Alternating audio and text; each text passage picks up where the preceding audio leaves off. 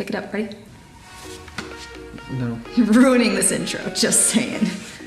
Today we're going to talk about 5 projects that we've learned sell really well for us. So we got a question the other day on Instagram. Go follow us on Instagram if you haven't already. But we got a question of somebody asking, what do you make that sells the best? Like, because there's a ton of different projects. What, as a beginning woodworker trying to make some money, what should I go towards to make money? And so we were just replied with the 5 things that we made the most of. We thought that would be a pretty good topic for a video. So we're just gonna roll through the 5 projects that are just kind of our go-to, explain what's good and bad about each project, what we've learned by building several of them. And hopefully that'll spark an idea for you. Maybe you can use these as your go-to, or it gives you the confidence to get off the ground with your business.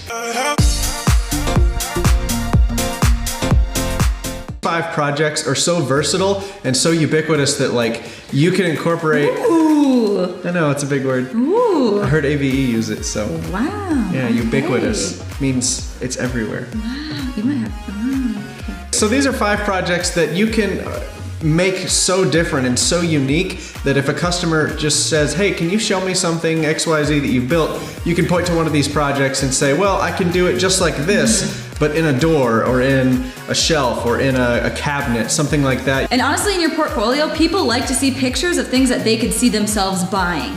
So if somebody wants a coffee table or they want some bar stools, but all your Instagram or whatever portfolio has in it is like super tiny, detailed keepsake boxes, they're gonna be like, I don't know if they're quite up my alley.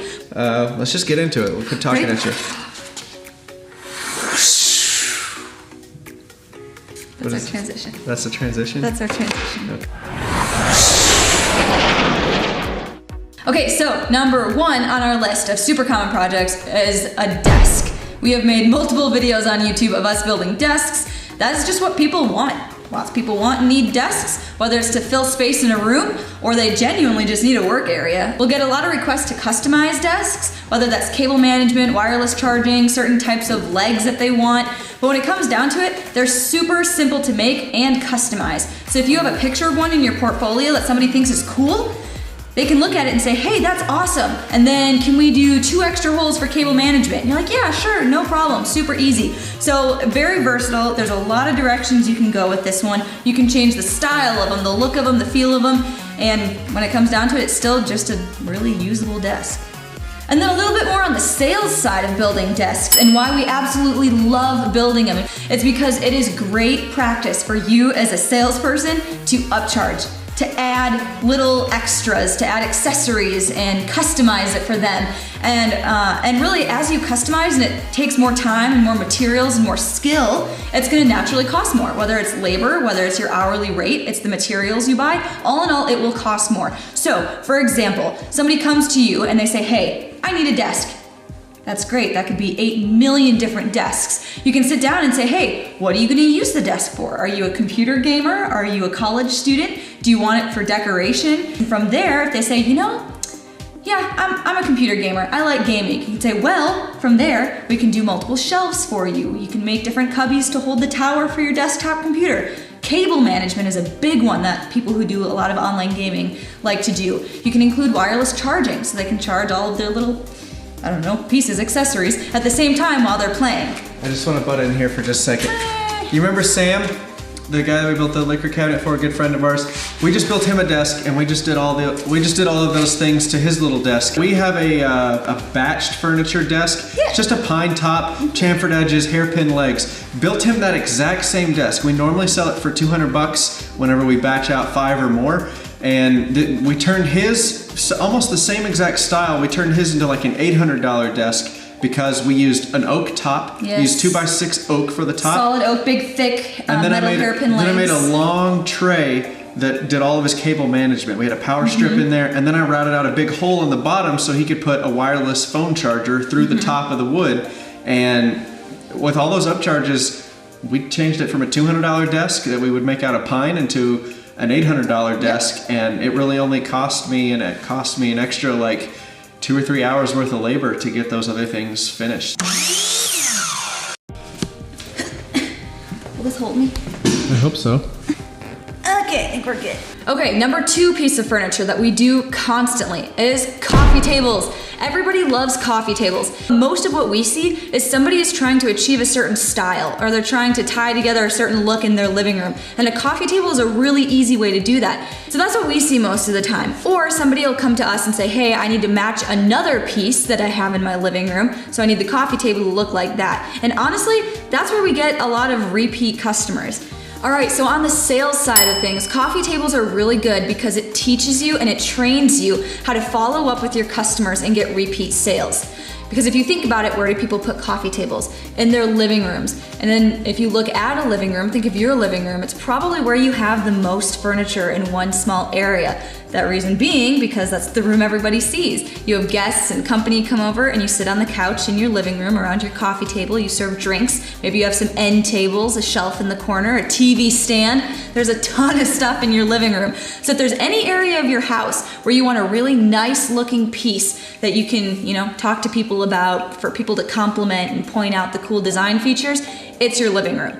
So, starting with a coffee table. You build somebody a coffee table. They really like it. You follow up with them in a couple of months and you say, hey, how do you like that coffee table? They say, hey, yeah, I like it. It looks really cool. You could even say something like, hey, when I was in your living room, I noticed in that corner on the left side of your wall, there's a little space open, and I think it'd be super cool if we put a bookshelf in there. We can make it match your coffee table by using the same kind of wood. Oh, that's an awesome idea. I never thought about that. That would be super cool to have a bookshelf in my living room that matched the coffee table. And from there, you can start another sale with a repeat customer. So you put a really nice piece of furniture in somebody's living room, and what do people automatically start doing? They start comparing everything they have to that one piece of furniture.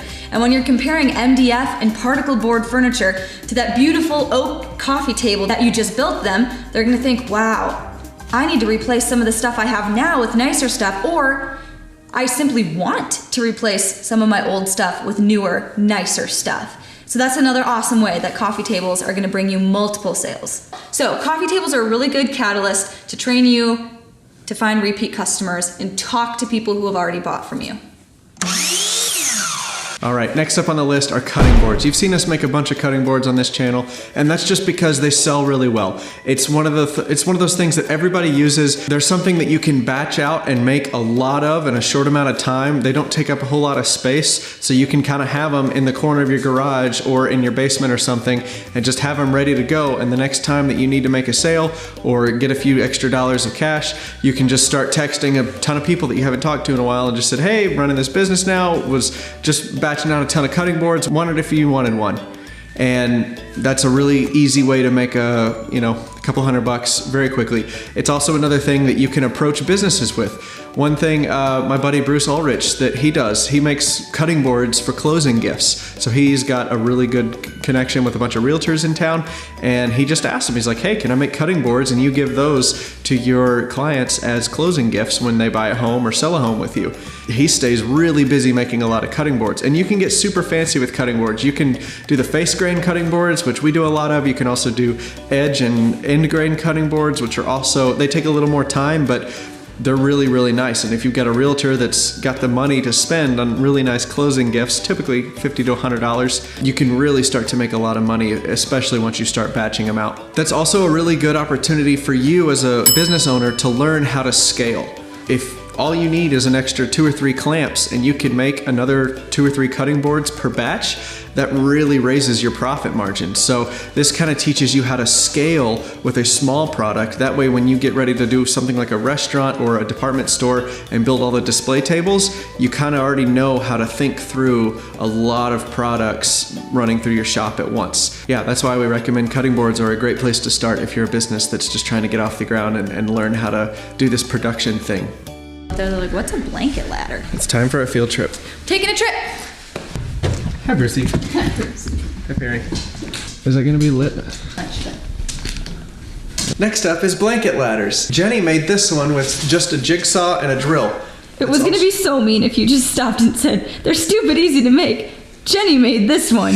All right, next on the list are blanket ladders. They're very simple to make. Jenny made this one with just a jigsaw and a drill. They do really well in a living room. They're really versatile. You can get kind of intricate with them if you want to. All it takes is just a couple of 2x4s. You can screw them together, plug the holes.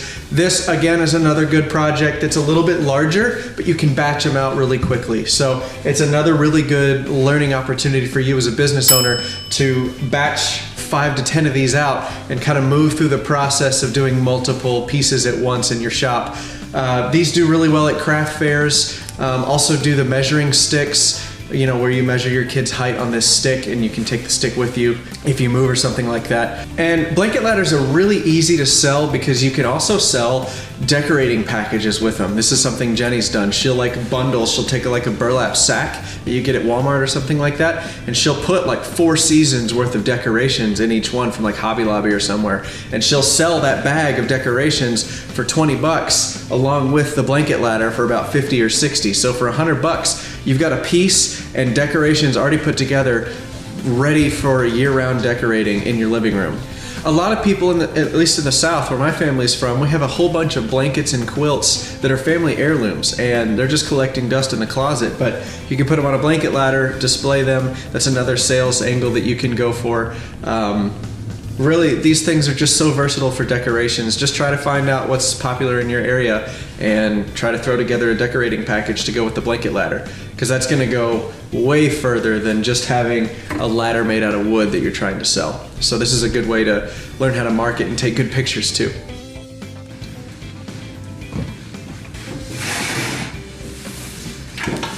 Oh my gosh. So the last thing we're going to talk about is kitchen tables. This is where you can really flex your muscles as a maker. If somebody's buying a kitchen table from you, it's probably not the first thing they've ever bought from you. Maybe it is, but this is a pretty high dollar item.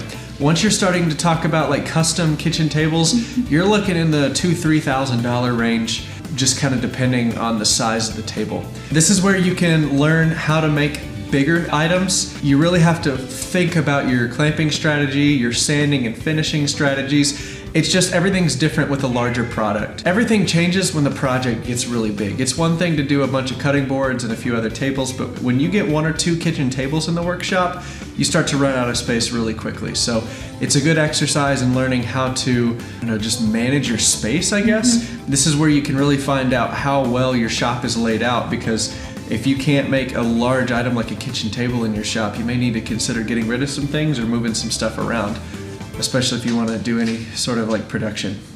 You like my Crocs? Ew, I hate. These are my nice Crocs. But yeah, kitchen tables. If you're at the point where you're selling kitchen tables to your clients, I'm pretty sure you've made it, because that's something that their family touches, eats on. Like, people will trust you if it's like a small cutting board or something, but if they're gonna spend $2,000 or $3,000 with you to build a kitchen table, I feel like you've arrived. That person is definitely on your Ferris wheel. I hope these tips have been helpful. These are just the 5 things that we make the most of, that we feel have the best learning opportunity for a small business or a side hustle trying to learn how to build things. And there's all different types of construction. Like, we've covered small things like cutting boards to really big items like kitchen tables. If you can master those 5 products, if you can master those 5 products, everything is going to go your way, and it sounds like you're off to a great start as a business. So, anything else, Bruce? He says no. All right, well, if you like this video, please hit the thumbs up button. It helps out the channel a ton. It really does make a difference. Hit the subscribe button if you haven't already. And then if you want to know even more detail about how we actually close sales, what we sound like on the phone, some scripts, our pricing structure, that sort of thing, we have programs available for purchase. We slow it way down. We don't put as much fluff and B-roll. It's literally just the information. Yep. Really in depth, really solid. We spend way more time on those programs than we spend on these silly weekly videos. But yeah, check out links in the description. All right, we're gonna have a couple more videos on the screen here for you to watch. Thank you very much. Bye.